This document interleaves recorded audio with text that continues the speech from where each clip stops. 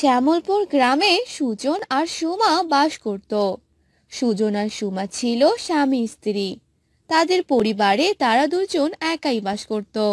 তাদের কোনো সন্তান ছিল না।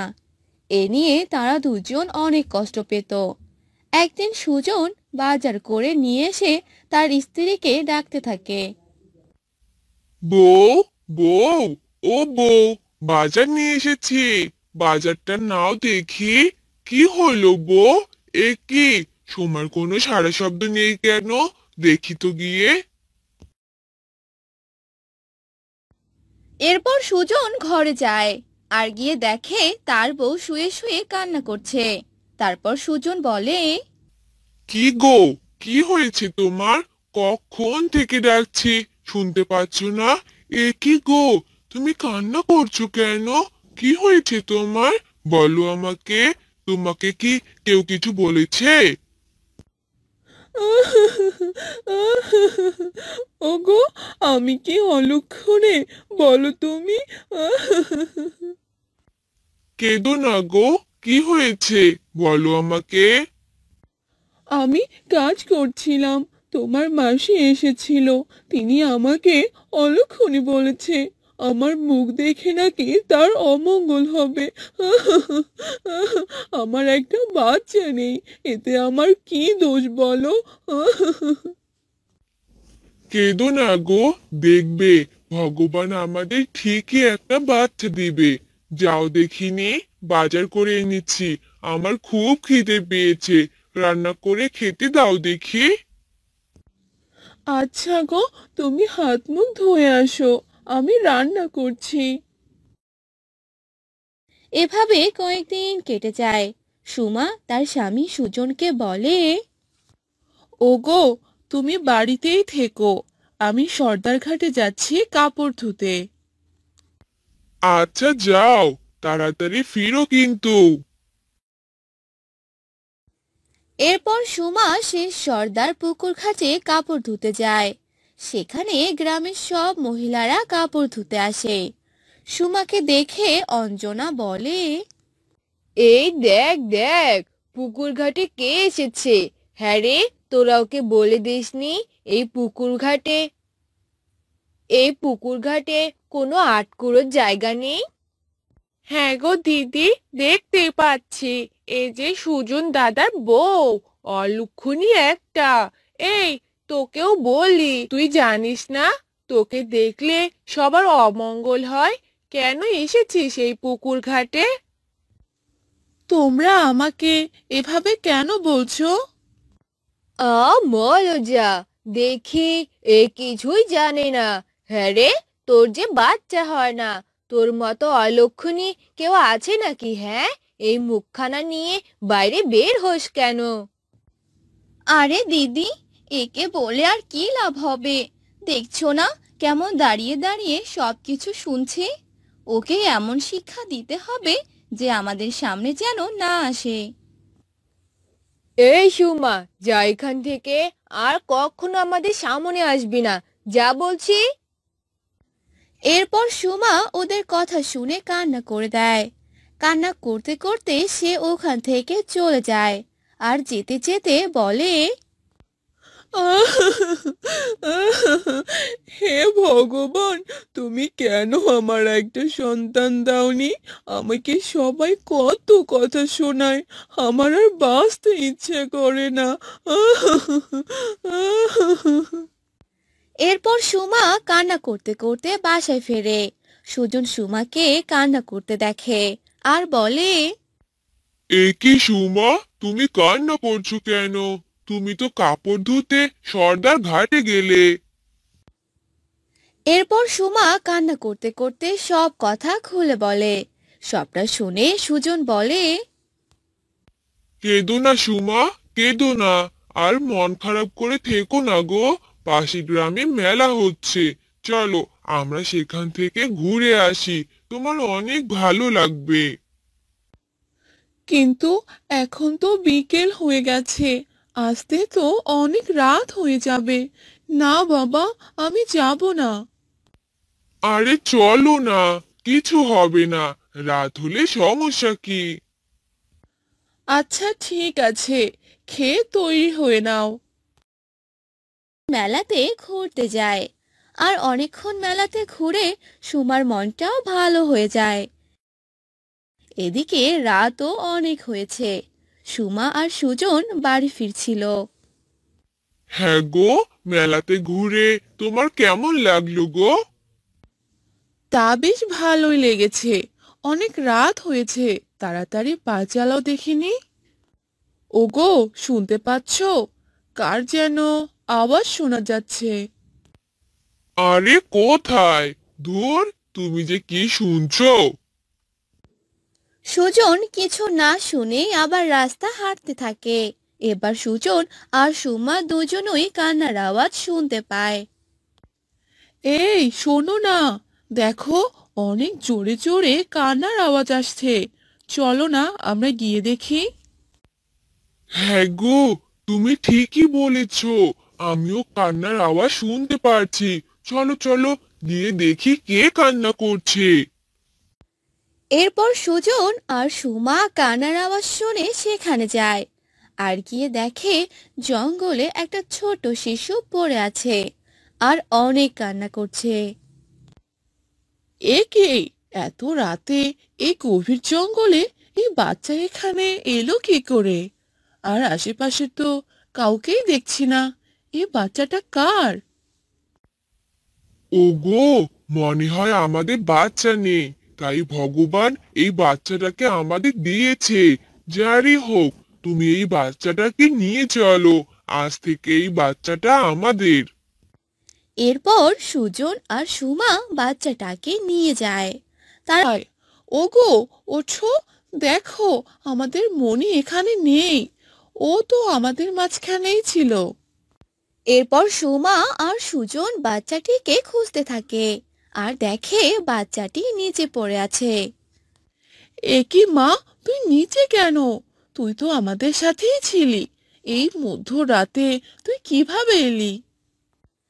এভাবেই সেই রাতটি কাটে। সুমার মনে কেমন যেন খটকা লাগতে থাকে। মধ্যরাতেই মনিকে এক জঙ্গলে কুড়িয়ে পেয়েছে। আবার মধ্যরাতে বাচ্চাটি কিভাবে নিচে গেছে, এগুলো নিয়ে সুমা অনেক চিন্তায় পড়ে যায়। তাই সে মনে মনে ভাবে, আজ রাতে কিছুতেই ঘুমাবো না। দেখবো মনি রাতে কি করে।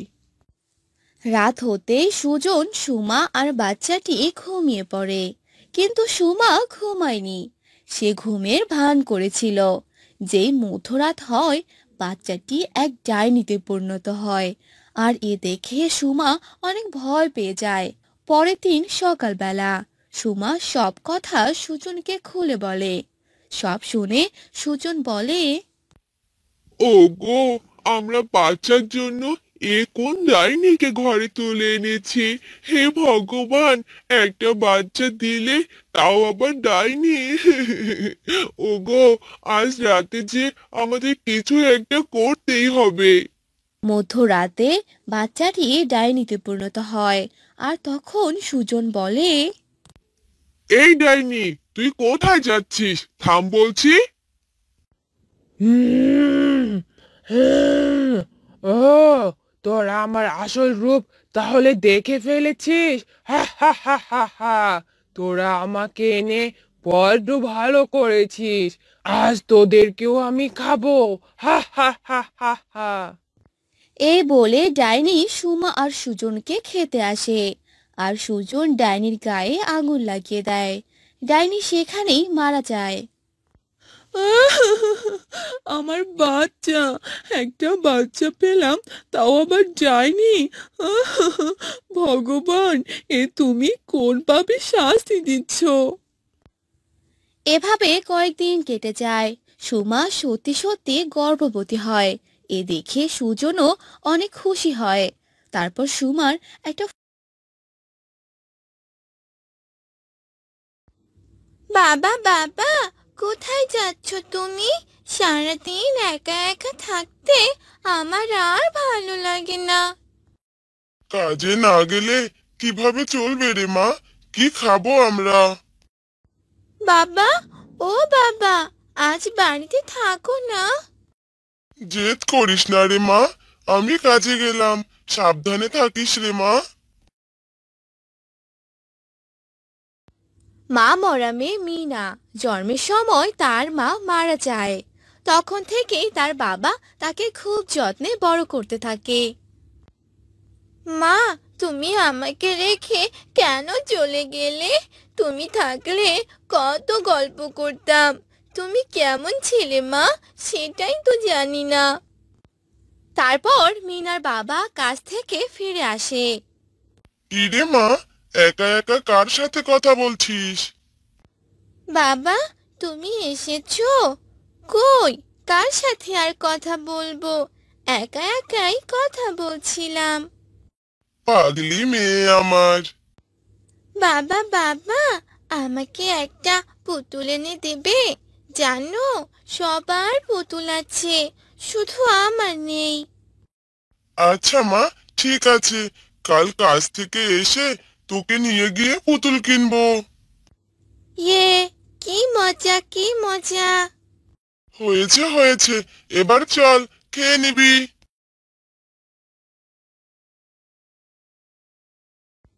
সেদিনের মতো তারা খাওয়া দাওয়া আর সকালবেলা উঠে মিনার বাবা বনে চলে যায় কাঠ কাটতে। মেয়েটাকে যে বলেছি আজ পুতুল কিনে দেব, কিন্তু কিভাবে পুতুল কিনে দেব? যাই, বনের আর একটু গভীরে যাই। তারপর মিনার বাবা সারাদিন কাঠ কেটে 300 টাকা পায়, আর তা নিয়েই বাড়িতে আসে।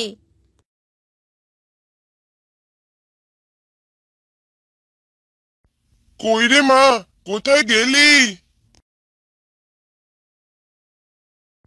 বাবা, তুমি এসে গেছো? ইয়ে, পুতুল কিনতে যাব। আমার যে আর দেরি করতে ইচ্ছে করছে না বাবা। চলো বাবা, তাড়াতাড়ি যাই। তারপর তারা বাজারে যায় আর একটা পুতুলের দোকানে যায়। দাদা, এগুলো পুতুলের দাম কেমন? কোনটা নিবেন? বাবা, ওই দেখো, লাল পুতুলটা কত সুন্দর। আমি ওই লাল পুতুলটা নেব বাবা। দাদা, ওই লাল পুতুলের দাম কত? 300 টাকা।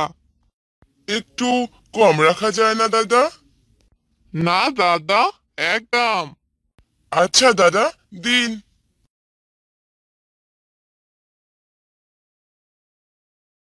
এ, কি সুন্দর পুতুল, কি মজা কি মজা। তারপর তারা দুজনে পুতুল কিনে বাড়িতে যেতে থাকে।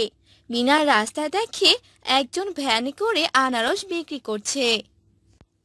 বাবা, ওই দেখো আনারস, আমি আনারস খাবো, এনে দাও না বাবা। আনারস খাবি মা? কিন্তু আনারসের তো অনেক দাম, এত টাকা তো নেই আমার কাছে। আচ্ছা চল, গিয়ে দেখি বাকি দেয় কিনা। তারপর তারা সেই আনারসের দোকানে যায়। দাদা, আমাকে একটা আনারস দিবেন? আমার মেয়েটা আনারস খেতে চেয়েছে, টাকা আমি কাল এসে দিয়ে যাব। আনারস তোদের মতো গরিবদের খাবার না, যা এখান থেকে, বাকি নিয়ে পরে আর এই তল্লাটে খুঁজে পাওয়া যাবে না। বাবা, ও বাবা, আমি আনারস খেতে চাই না। আনারস তো আমার প্রিয় ফল না। চলো বাবা, বাড়ি ফিরে যাই।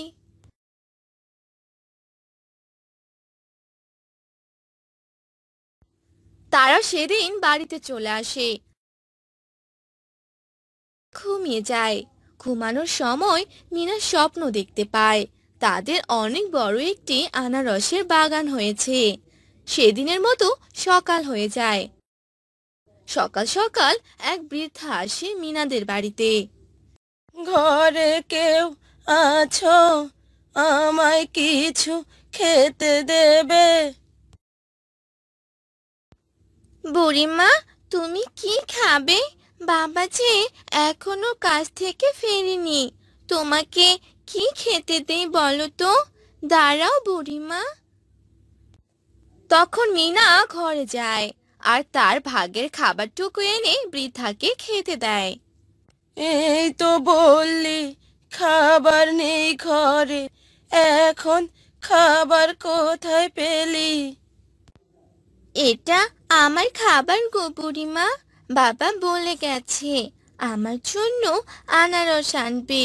এখন ভাত খেলে তো পরে আর আনারস খেতে পারবো না, তার চেয়ে ভালো হয় তুমি এই খাবারটুকু খেয়ে নাও। বৃদ্ধা তখন খাবারটুকু খেয়ে তৃপ্তি ঢেকুর তুলল।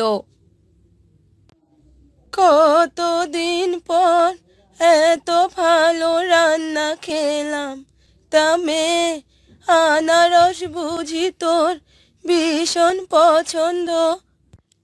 হ্যাঁ গো বুড়িমা, আনারস আমার প্রিয় ফল, বাবাকে বলো না যেন কষ্ট পাবে। পাগলি মেয়ে, এই নে এই বীজটা আমি তোকে উপহার দিলাম, এটা ফাঁকা জায়গায় রোপণ করিস, সকালে উঠে ম্যাজিক দেখতে পারবি। আমি এখন যাই রে মেয়ে। তারপর বৃদ্ধা চলে যায়।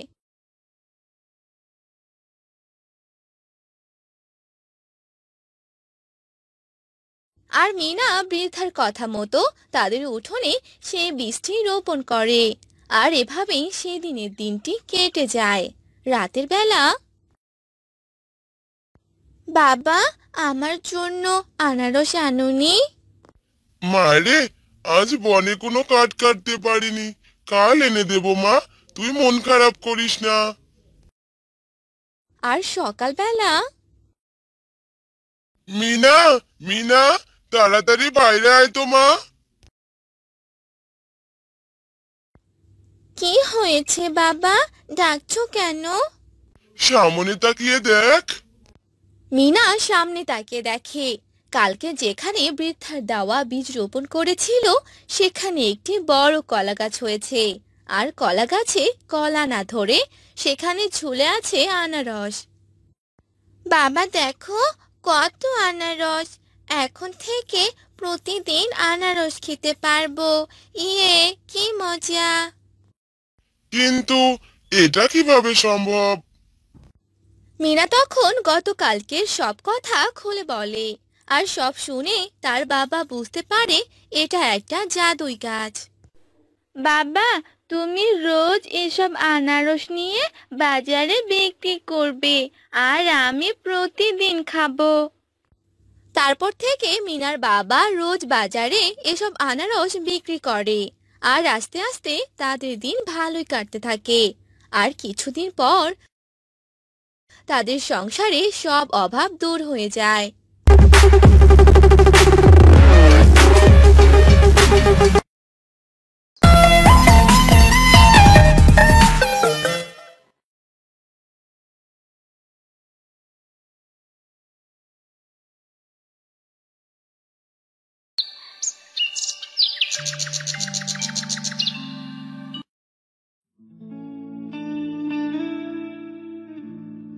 দাদা, ওই গোলাপ তোড়াটা আমায় দিন তো।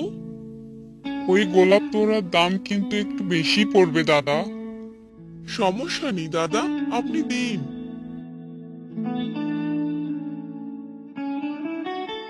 এই নিন দাদা টাকা।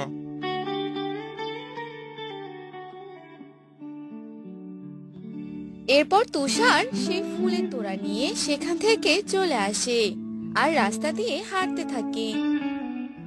লক্ষ্মী এই ফুলের তোড়া দেখে অনেক খুশি হবে, ফুল যে অনেক ভালোবাসে। অনেক দেরি হয়ে গেল, পাগলিটা আবার রাগ করবে। এর সাথে আর পারলাম না, একটা দিনও আগে আসতে পারলো না। আসুক আজকে, এই মানুষটাকে নিয়ে যে আমি কি করব।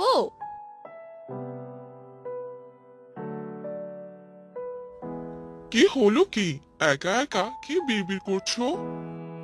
সেই 1 ঘন্টা ধরে দাঁড়িয়ে আছি, তুমি আসলে আমাকে ভালোই বাসো না। আরে কি সব বলছো তুমি? আমি তোমাকে নিম পাতার মতো ভালোবাসি। কি কি বললে তুমি? হয়েছে, নিম পাতার মতো ভালোবাসা আমার দরকার নেই। তুমি আমাকে এটা বলতে পারলে? এ কথা বলে লক্ষ্মী সেখান থেকে চলে যায়।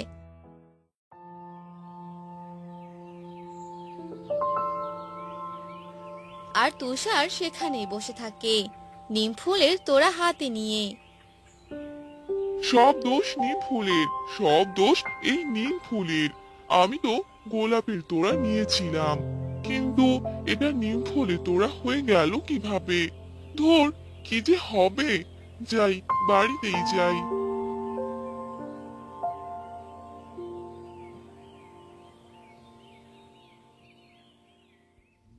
কি গো গিন্নি, তুষার কোথায় গেছে?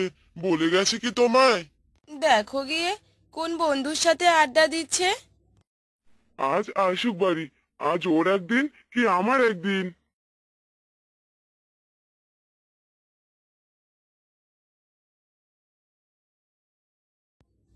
এ কথা বলতে বলতেই তুষার সেখানে চলে আসে।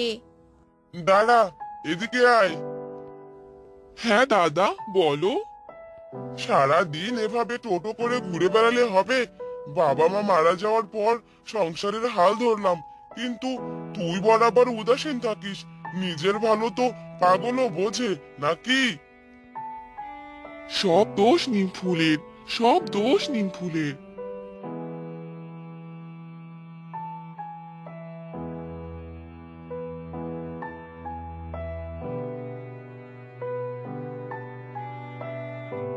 কি বললো? সব দোষ নিম ফুলের মানে? এই ছেলেটার কি যে হলো, দাঁড়াও দেখছি।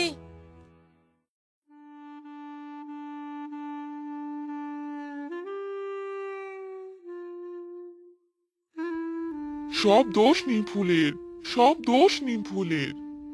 ঠাকুরপো, কি হয়েছে তোমার বলো তো? এক কথাই বলে যাচ্ছ বারবার। বৌদি, আজ লক্ষ্মীর সাথে দেখা করতে গিয়েছিলাম। দেখা করে বলেছিলাম আমি ওকে নিম পাতার মতো ভালোবাসি। এ কথা শুনে রাগ করে চলে গেল। রাগ হওয়ার মতোই তো কথা বলেছিস, তাই রাগ করেছে। তা তুই বারবার একই কথা বলছিস কেন? এসব বাদ দে, কাল তোর জন্য আবার মেয়ে দেখবো। সব দোষ তো নিম ফুলেরই। নিম ফুল না হলে কি আর নিমের বীজ হতো? আর বীজ না হলে তো নিম গাছও হতো না, আর পাতাও হতো না।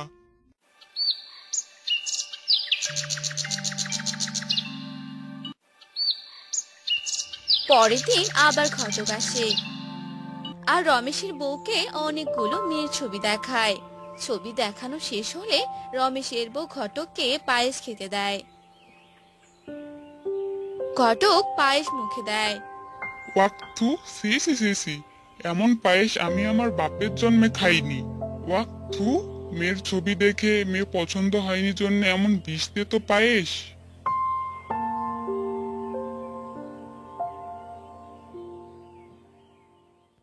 ঘটক চলে যায় আর রমেশের বউ পায়েসের বাটি হাতে নিয়ে দেখে।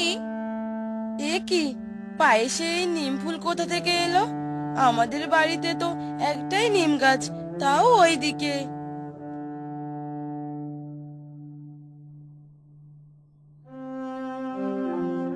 বলেছিলাম না সব দোষ নিম ফুলের। না, ব্যাপারটা আমার কাছে ঠিক সুবিধের মনে হচ্ছে না। হ্যাঁ গো, কোথায় তুমি?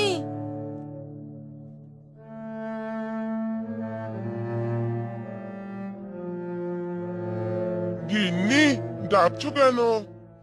পাশের গ্রামে একজন সাধু বাবা আছেন, ওনাকে নিয়ে এসো তো। তুষারের কর্মকাণ্ড আমার মোটেই ভালো লাগছে না। কেউ কিছু করতে পারবে না, সব দোষ নিম ফুলের। আচ্ছা ঠিক আছে, আমি এক্ষুনি যাচ্ছি।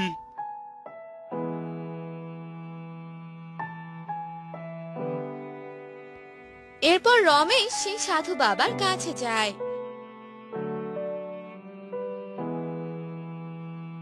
আর সাধু বাবাকে সাথে নিয়ে আসে।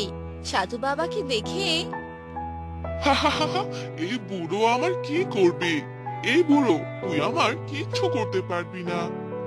তুষার, তোর ব্যবহার কিন্তু কার সাথে কিভাবে কথা বলতে হয় সেটা ভুলে গেছিস? ওকে বকিস না, ও নিজে এসব বলছে না, ওকে দিয়ে বলাচ্ছে। দাঁড়া, আমাকে ভালো করে দেখতে দে। বৌমা, আমাকে একটু হলুদ গুঁড়ো দাও তো। রমেশের বউ হলুদ গুঁড়ো এনে দেয় আর সাধু বাবা সে হলুদ গুঁড়ো তুষারের কপালে নিয়ে মন্ত্র পড়া শুরু করে। ছেড়ে দে, আমাকে ছেড়ে দে। এই সাধু, তোকে আমি আগেই বুঝেছিলাম তুই নিম গাছের পেতনি। নিজের ভালো চাস তো ওর শরীর থেকে চলে যা, যা বলছি।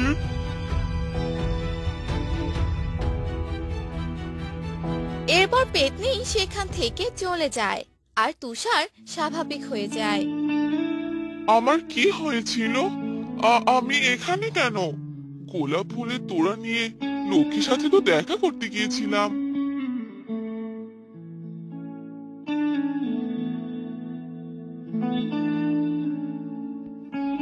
ও, এবার বুঝতে পেরেছি। সেদিন যখন আমি লক্ষ্মীর সাথে দেখা করতে যাই, রাস্তার ধারে একটা নিম গাছ দেখতে পাই আর নিম ফুলগুলো অনেক সুন্দর লাগছিল, তাই পারতে যাই। এরপর আর কিছু মনে নেই। তখনই হয়তো ওই নিম গাছের পেতনি আমাকে ধরেছিল। সব দোষ নিম ফুলের।